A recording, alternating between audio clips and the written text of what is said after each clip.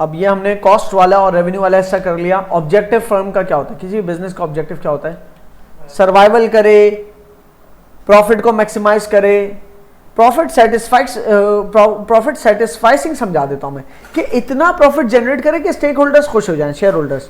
बाकी बिजनेस की जो नौयत है ना, वो उस नौयत का हो कि पब्लिक इन्वायरमेंट हर एक के ऊपर पॉजिटिव इंपैक्ट क्रिएट कर रहा हो। अंधाधुन प्रॉफिट नहीं होता इसका मोटिव। तो कुछ बिजनेस ऐसे होते हैं कि इतना मोटिव होता है कि इतना प्रॉफिट हो जाए जो ओनर्स हैं उनको खुश रखने वाला हो, और ओनर ने भी जाहिर सी बात है अपने ऑब्जेक्टिव ऐसे सेट किए होंगे फर्म्स को लेकर कि प्रॉफिट सेटिस्फाइसिंग की तरफ जाना, मतलब हमें अपनी सर्विस और गुड्स की तरफ ज़्यादा ध्यान रखना है और एक मिनिमल सा प्रॉफिट के ओनर्स भी खुश रहे, क्योंकि वो फिर ऐसे बिजनेसेस जो है ना जो प्रॉफिट सेटिस्फाइसिंग पे जाते हैं वो लॉन्ग रन में बहुत प्रॉफिटेबल भी हो सकते हैं, क्योंकि वो अपने स्टेक होल्डर्स को खुश रखते हैं। एम्प्लॉयज को प्रॉपर वेज रेट दे रहे हैं तो कोई एम्प्लॉय भागेगा नहीं, वरना क्या होता है एक बिजनेस एम्प्लॉय पे इतना टाइम लगा रहा है, एम्प्लॉय जब सीख गया सब, अब वो उस एम्प्लॉय को मार्केट से कोई अच्छा वेज रेट मिलना भाग जाएगा, वो रिटेन ही नहीं रहेगा।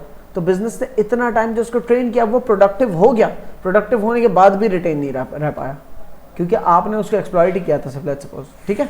सो आप उसको इनपुट जितना दोगे लेबर को, इन्वायरमेंट पे री इन्वेस्ट करो, ठीक है, अपनी फैसिलिटी को वेल मेंटेन्ड रखो, तो लोग आपकी प्रोडक्शन क्वालिटी, आपके हाइजीन फैक्टर्स की वजह से, और आप जिस तरीके से लेबर को अच्छा लेके चलते हो, जिस तरीके से एनवायरनमेंट को सस्टेन करते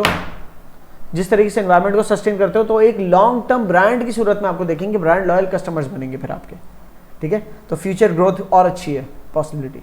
प्रॉफिट मैक्सिमाइजेशन भी क्या भाई, हमें एक ये मोटिव भी होता है कि प्रॉफिट को मैक्सिमाइज करना है। क्यों?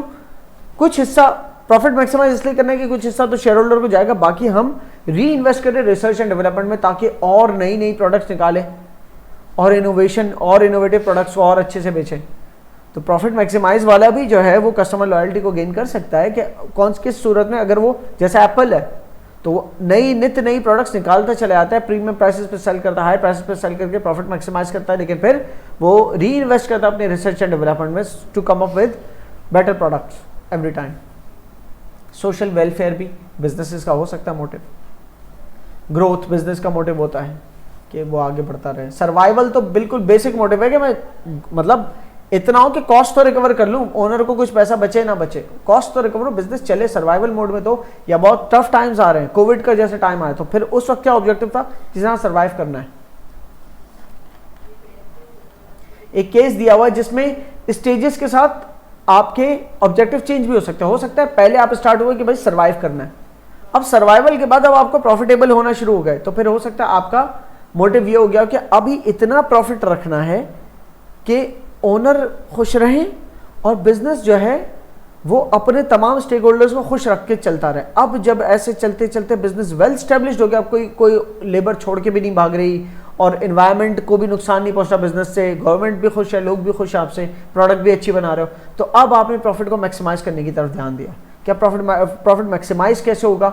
प्राइसेस बढ़ सकती हैं क्वालिटी इंप्रूव करके, और प्राइसेस बढ़ा के, या और एडवर्टाइजमेंट करके, और ब्रांड एम्बेसडर्स ऐड करके महंगा बेचे माल को, ठीक है। तो उस तरह से ज़्यादा रेवेन्यू आएगा, प्रॉफिट मैक्सिमाइज होगा, तो फिर शेयर होल्डर्स को और ज़्यादा पैसे आ सकते हैं, और फिर भी रिटेन अर्निंग कर सकते हो उसके बावजूद, ठीक है ना। और वो रिटेन अर्निंग पे री इन्वेस्ट करोगे रिसर्च एंड डेवलपमेंट में और अपनी फर्दर ग्रोथ में। So this is an example of a company leaf, जो कि कॉस्मेटिक ब्रांड है। आप पढ़ लेना इसकी मिसाल यहाँ पर, हाइपोथेटिकल मिसाल है, ठीक है।